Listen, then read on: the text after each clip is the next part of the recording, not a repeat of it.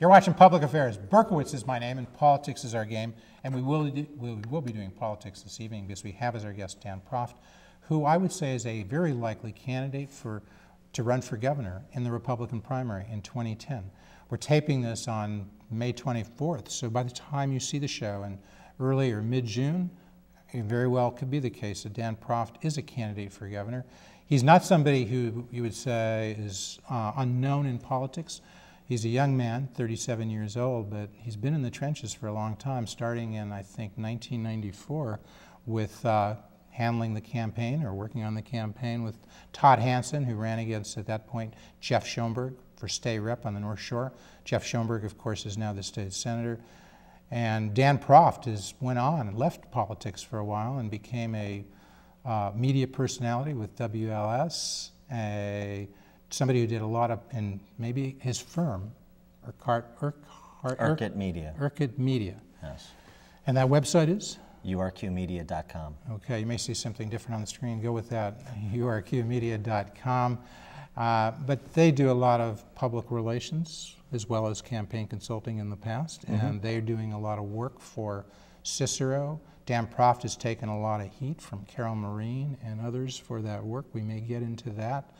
But the short of it is, when you think about running for governor for the state of Illinois, you're going to want to be talking about the state deficit. You're going to want to talk about taxes and spending.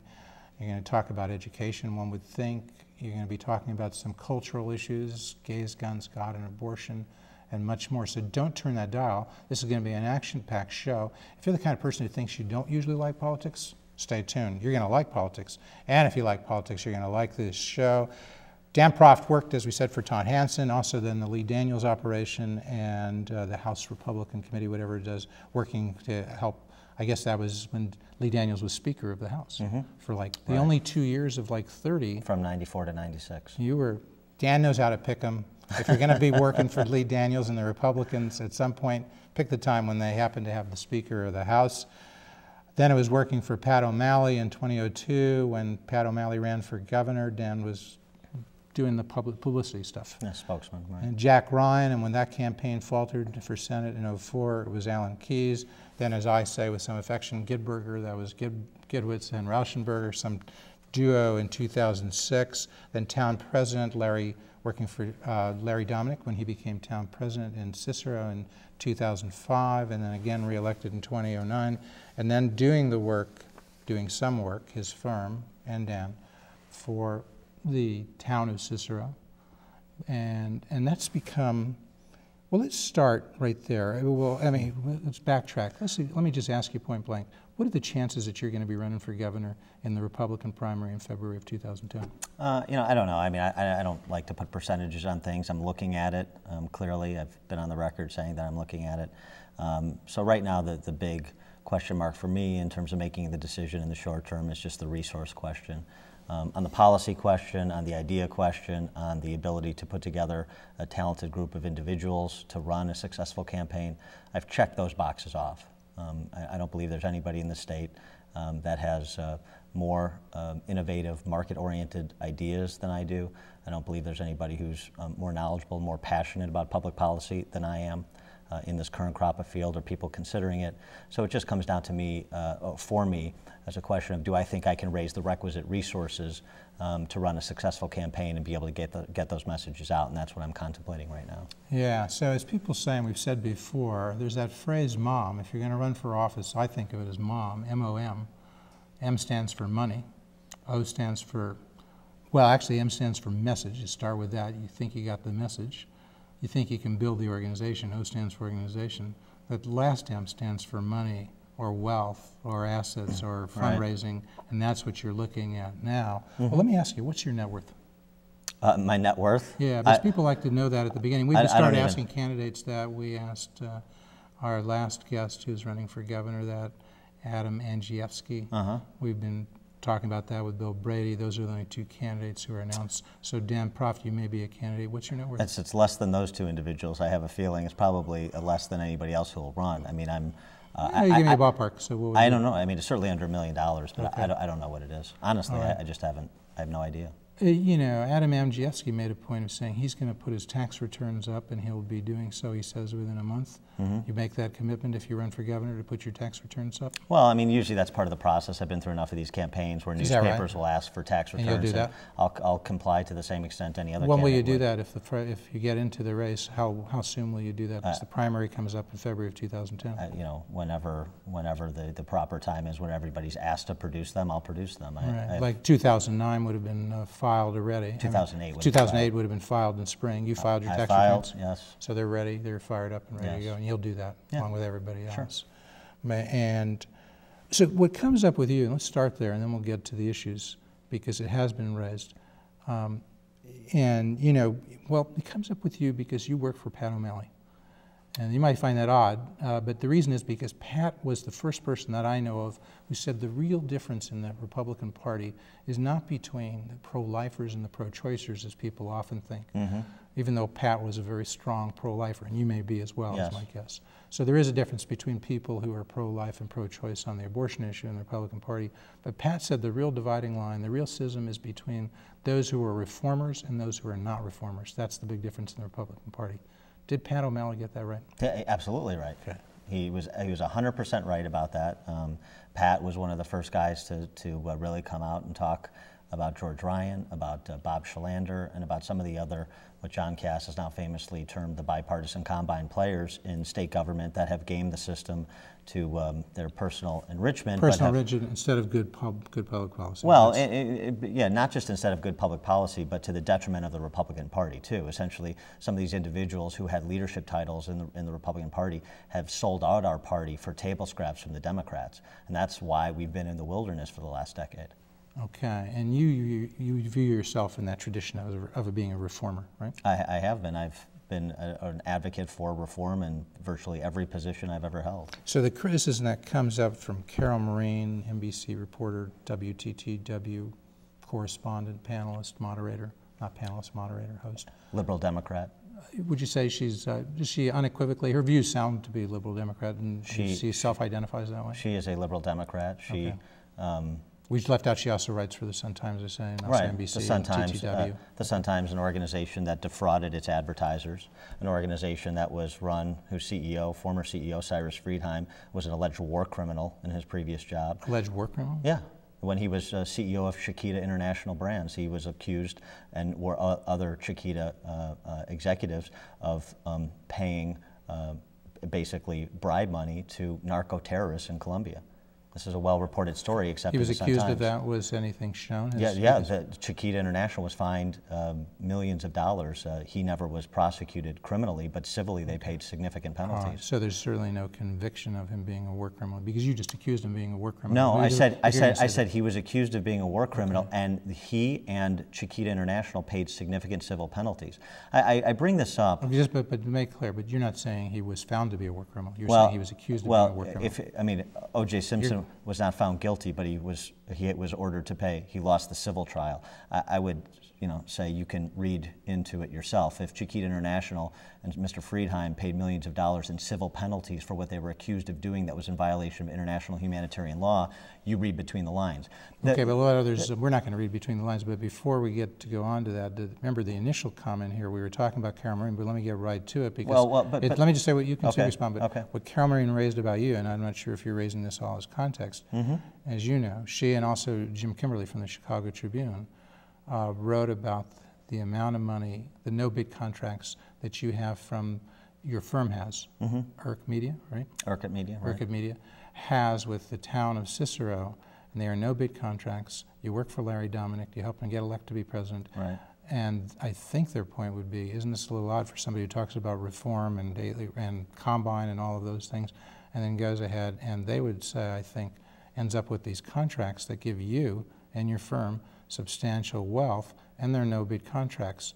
So at least, and maybe they haven't said, but I might raise the point, if you're going to be in this process and you're so close to helping Larry Dominick get elected, why not open this up and say, if you're going to get a contract, it's going to be a bid contract. Well, here's the thing. There's a lot there in that kind of Well, let me just question. start with that. We'll get back to Carol Marino, but No, start with my question. Well, why not open it up and make it a bid contract? Well, the contracts that I got, just as Barack Obama did not put an RFP or RFQ out for the position he hired David Axelrod to hold in his administration, the idea of putting kitchen and cabinet member contracts out to bid is something that nobody follows. Personal services contracts are regularly not bid at every level of government. They are not, right. And I'll stipulate to that. They are regularly not bid. They're not required by law to be bid. But if you want to go better than law, go ethics. Ethics is not, let me just say, you got a law degree from Loyola, right? Correct. You've completed that process. Yes. You haven't taken the bar yet. Correct.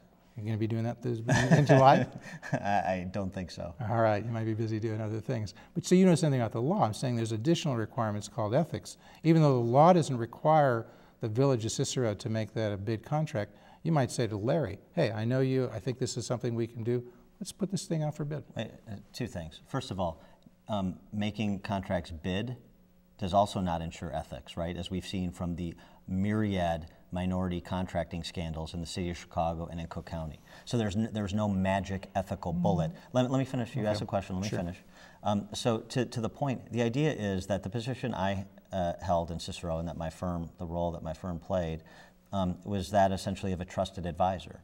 And again, there's a reason why these personal service contracts are not regularly bid, and that's because people, executives, whether it's in the town of Cicero, the state of Illinois, the city of Chicago, or anywhere else, executives should have the discretion to put people around them that they have confidence and faith and trust in for advice and counsel. That's all that happened. This idea of no bid and bid as some kind of boogeyman or bid as some kind of ethical silver bullet is just is a pure canard.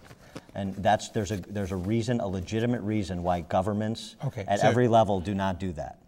Do not bid out personal services contracts. You're not embarrassed at all by all, you know, Kimberly said 500,000, more than 500,000, almost 600,000 that you were getting from Cicero and the college and the high school involved with Morton Grove College, so those areas. Then there's a $400,000 line item in the in-house.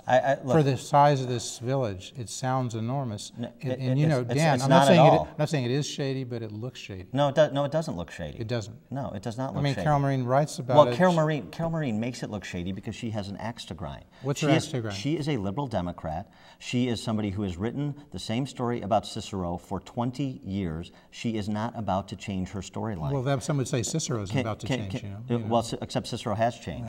And for 20 years, it hadn't changed. Well, I wasn't there for 20 years. Okay. And Larry Dominic wasn't there for 20 years. But you can understand why somebody might write about Cicero before. No, I can't. I can't. And let me tell you why. It's because the facts don't bear that out. What's the first thing that Larry Dominic and the Dominic administration did when he took office in Cicero? He kicked Ed Verdoliak out of town. Okay. And who's now convicted felon. You're saying that's a plus. I understand. No. I'm saying there's lots of pluses. Okay. People have a perception of Cicero. They want to conjure up the images of Al Capone and the ghosts of Betty Lauren Maltese. Cicero in 2005 or 2009 is not the Cicero it was 80 years ago or even 10 years ago. And so Carol Marine is not interested in the facts. And I have. Well, I am interested. Let me ask you one fact. Let me finish. You can't filibuster here. I'm not going to filibuster. But You're using up your time. Let me make one more point. Okay. I mean, you went on this expanse about Cicero. Okay. I have written about a 1,000-word expository in response to the Carol Marine story, not just about me, but about legal fees and other issues that she wrote about Cicero under Larry Dominic that were factually inaccurate. She has no concern for the facts. She is the one who is unethical by the way she chooses to disregard facts that are inconvenient to a storyline she has set. You don't want to go through all that. We'll reserve that for a separate show. No, but here's the other thing. I'm not going to. You want to point people to that? Where can they find those? They can find that on the Town of Cicero's website, thetownofcicero.com. Okay. I am not going to be a pincushion to the liberal media in this town. Yeah. I'll tell you that right now. You're certainly not accusing me of being the liberal. No, but I'm talking about Carol Marine and other people who have an axe to grind because I am an unapologetic conservative. They don't like that. Well, one fact, and then we'll go on. One fact I want to know is how much has your company received, Urquhart Media? How much have they and you received in the last 2 years, however long you and they have been working for the town of Cicero and the various affiliates, the college, the high school, the complex, the construction company, et cetera. Give me the total number. How much? I don't know what the total number is. I'd have to look at my books. Ballpark. I don't know. Closer to $1 million, $2 million, $3 million? No, it is not in the millions of dollars. I have less than $1 million. I have 4 employees that work for me. The net that we take the total out, for 2 or 3 years. No, less than $1 million. I'm not going to answer that question because that question conveys a false impression. I have 4 employees that work for me. We have pass-through costs that we bear. So to say that my aggregate, the aggregate amount of revenue that Urquhart Media has received from the town is not the same thing as saying what I take home or what I pay my employees. Fine. Give us the total and then tell us what you take home. You can give us both. You got to be transparent. You're going to possibly be running for governor. This is in your interest. I'm giving you a little advice. Jeff, transparent. I've sat down with everybody who's asked a question. I gave Jim Kimberly every contract. I sat down with him for an hour and answered every question he has. Just give Jeff Berkowitz an answer right here for the viewers of Public Affairs. I don't know what the specific numbers are, and I am not going to quote specific numbers. So you won't say $1 million, $2 million, $3 million. You won't. I am happy to disclose to the detail and to talk about Cicero. But you won't give me a number, $1 million, $2 million, because, $3 million. Jeff, revenue. Please listen to me. Net income. I don't know the exact number, so I'm not going to quote a number that's inaccurate. Will you put it out if you run for governor? It is out, and I'm happy to put it out. I will put everything out. I don't want to do the whole show on that. Okay. Ethics is the big key word as we talk on May 24th. People are down there in Springfield. They're talking about the deficit. They're talking about ethics. Those are the 2 big things. Let's reverse the order. Let's go over to the deficit. We're told it was about a $4 billion deficit for 2009, which is going to end in 6 weeks, I guess, that fiscal year. Right. The fiscal year 2010, we're told, is about an $8 billion deficit. You, Dan Proft, if you were governor, what would you do? Are those 2 deficits numbers I've given accurate, and what would you do about it? I don't know if they're accurate. I mean, the state of Illinois is hardly beyond reproach when it comes to the numbers they put out in just about anything, but let's assume that it is $11 billion. There's a couple things that we should do. First, Governor Blagojevich, one of the charges for which he was impeached was for illegally expanding Medicaid to 400% of poverty level, Medicaid eligibility, right? That was one of the charges for which he was impeached, with 59 senators removed him from office. Right. Blagojevich is gone. That illegal expansion of that benefit is not. Doubling the eligibility of Medicaid has resulted in a 33% increase in Medicaid spending by the state just in the last 3 fiscal years. What did it go from what to what? You're talking, it went from 200% of poverty level to 400% of poverty level. So income's up to about $86,000 in terms of household income. As opposed to $40,000 for a family of 4. Roughly, right. You were in the median income. You doubled that, and you're saying that expanded it way too much. You would cut back. Is that what you're saying? Well, if you said this was wrong, this expansion was wrong, then you have a duty to make it right. Are you agreeing it's wrong? Is all I'm saying. I'm agreeing it's wrong. That's the policy you would do. You would cut it back. And you should. How much would that save you? How much would it save you? It would say, in this fiscal year, according to Quinn's budget, it's hard to divine the numbers, but it looks like they're projecting about $18 billion in Medicaid spending. So it would save you about $5 billion. That's the increase over the last 3 fiscal years alone. It would save $5 billion in the 2010 budget. Is that what you're saying? Well, it would save at least that amount. It would save at least state that money? amount. Does that sound? It sounds like pretty high. $5 billion. It's state money in 2010. Yeah. Yes.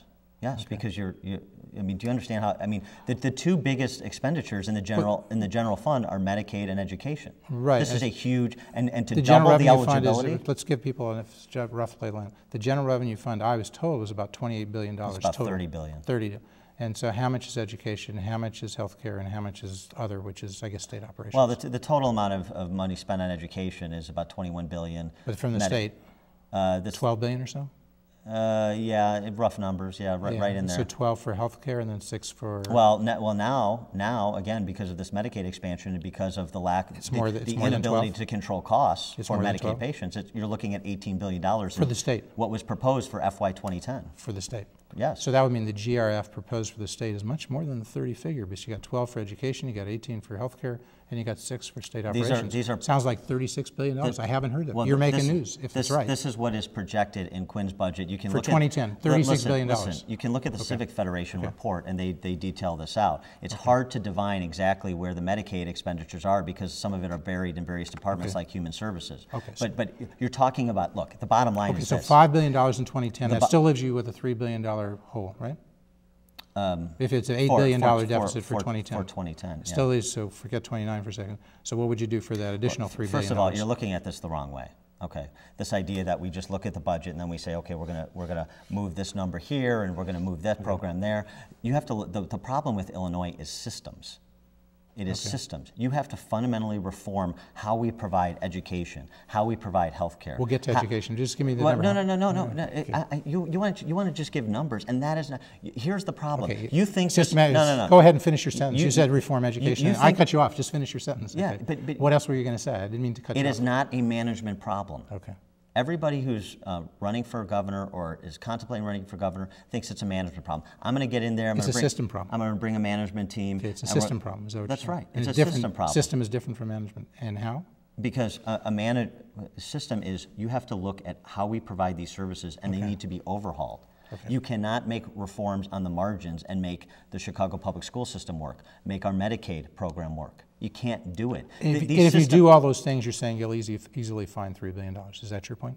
If you do all those things, reform the systems. First of all, the issue is bigger than just closing this. You want efficiency in government. No, it's not about efficiency. It's more than about efficiency in government. What is it? It's about providing those things that government is supposed to provide, but it doesn't provide. Okay. All the politicians run around and say Illinois is broken. The system is broken. Okay. The system is not broken. It's fixed. Okay. Let's go quickly into education since we're there now. What would you do to reform education, the system, to make it better? I mean, you're trying to use your words based on staying away from efficiency. What would you do to be different about education than we're currently doing? Well, you have to do many things. I know, but real quick, we got about a minute. Charter schools, you need to lift the cap. You need to introduce choice and real competition in CPS. That means school vouchers. That means we invest in kids. We don't invest in bureaucracies. Just in Chicago public schools, they should have vouchers, but not around the state. I would look at other problem school districts. Any so-called failing school, non-performing schools. Yes. You're saying should be looking at school vouchers, school choice. I believe in investing in kids, not in bureaucracies or bricks and mortar. That's what we've done. But is that a yes on school vouchers, school choice for those schools? I believe in opportunity scholarships where the money follows the kid. Give me an answer. Do you believe in school vouchers, school choice?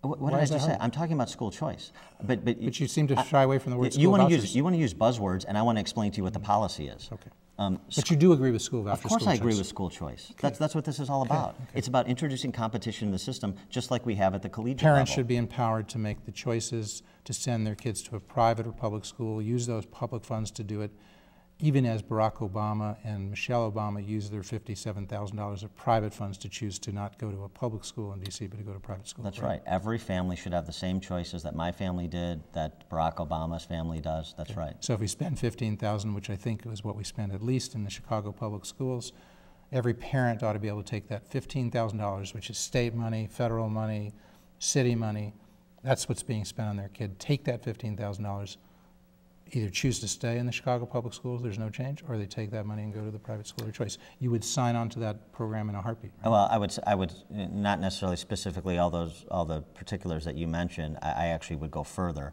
Go further. But structurally, yes, that's exactly right. And charter schools, lift the cap, meaning if people wanted 100 charter schools in Chicago, give them 100 charter schools. Well, it's crazy. Everybody agrees that charter schools have been a positive innovation, and yet they've been capped for most of this decade. You know, the interesting thing to me about CPS and about our education system more generally is that nobody wants to defend CPS, nobody wants to defend its performance, and nobody wants to change it. Nobody wants to defend it, and nobody wants to change it. So what does that tell you? It tells you that there are interests being served by maintaining the status quo, and those interests are embodied in the teachers' unions. Let's go over to ethics in a nutshell. What would you do, if anything, that's currently being proposed in Springfield for ethics reform?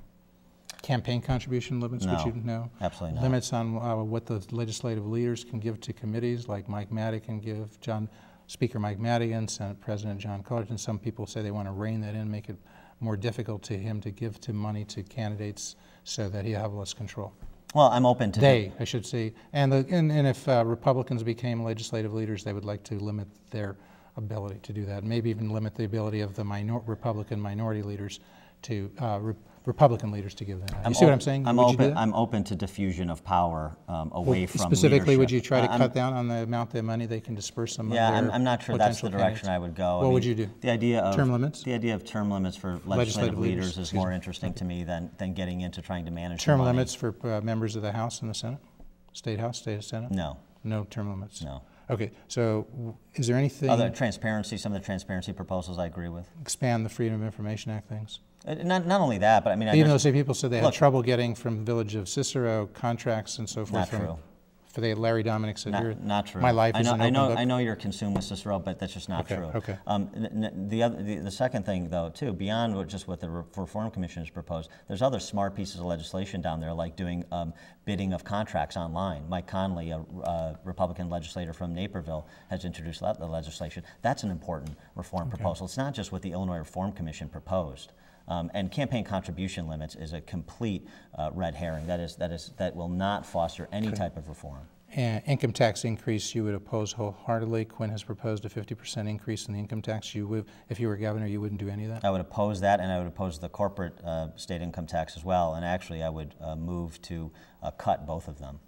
The income tax, what would you cut it to? It's 3% for individuals now. What would you cut it to? I'd like to phase it out over 10 years completely. The corporate income tax I'd like to cut in half in the first 2 years. And what do you prefer for a revenue source if you don't like the corporate or individual income tax? Well, I don't like taxes on work, because what you tax, so you what get would you less come of. up with to generate revenue? Well, consumption tax? I think you tax consumption. I agree with that, but I'm not sure that tax increases are really necessary. I think that when you look at system change and you overhaul the provision of these big dollar items, you'd be amazed on what kind of services and products you could provide for considerably less money than we currently do. Got to go over to the cultural issues. Gays, guns, God, abortion, as Howard Dean said. He once said the Democrats don't talk about it enough. They should talk about those issues, communicate with people. Are you going to be communicating with the residents of Illinois about abortion? You're, what, 1,000% pro-life?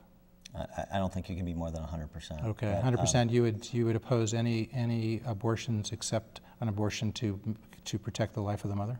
Right, but I don't consider that an exception. That's a doctor's decision. But yeah, that's right. But you would favor that exception. But rape, incest, anything else, no abortions in I'm Illinois. pro-life. If you had your way, I believe in the sanctity of human life. Okay, you don't believe in same-sex marriage? No. You don't believe in civil unions?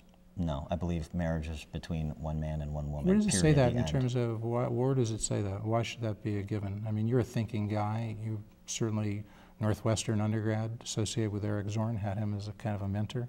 You like to think. You like Eric to think Zorn was my mentor? Well, that went terribly wrong for one of us. On your newspaper, didn't he help with that? He helped when we were trying to get kicked off campus. The point is, you think you went to Loyola, you finished that law school. So what do you take this as a given that, marriage is between a man and a woman, and it's kind of like coming down from the tablets? Well, it clearly isn't a given based on what some courts have done and what judges have have done. No, but why do you think it should be a given? Because it is a foundational construct for civilized society. We're going to continue to speak as the cadets roll, but I very much want to thank our guest, Dan Proft. Dan, thank you so much for coming. Thanks, always fun. He is, I guess we would say, a possible candidate for governor. I would say a probable candidate. We'll find out. You may know at the time you're watching this. If you notice this bruise over my eye, Dan did not give me that. He may batter me intellectually, but he's not going to do anything physically. Right. He's almost a pacifist physically. I'm genteel. He is gentle. Yes. Despite, as Eric Zorn would say, what is it, acerbic tongue? He's probably said that and other things. But you deny that. You don't have an acerbic tongue, even when you do the WLS little shots at folks. I don't like being bullied by people, and I don't take it. And some of those folks are bullies. More guns, less crime. Yeah, I believe in Second Amendment rights, and I believe that guns can deter crime. They do. They do. Gun ownership and more capital punishment, fewer murders. No. You don't believe in capital punishment? No, I don't. Does that come from you're a practicing Catholic? Does that come from that view, from being a Catholic, that you're against the death penalty? Well, I mean, my faith informs my views, but no, it doesn't really come from that. It comes from the way that the death penalty system has operated.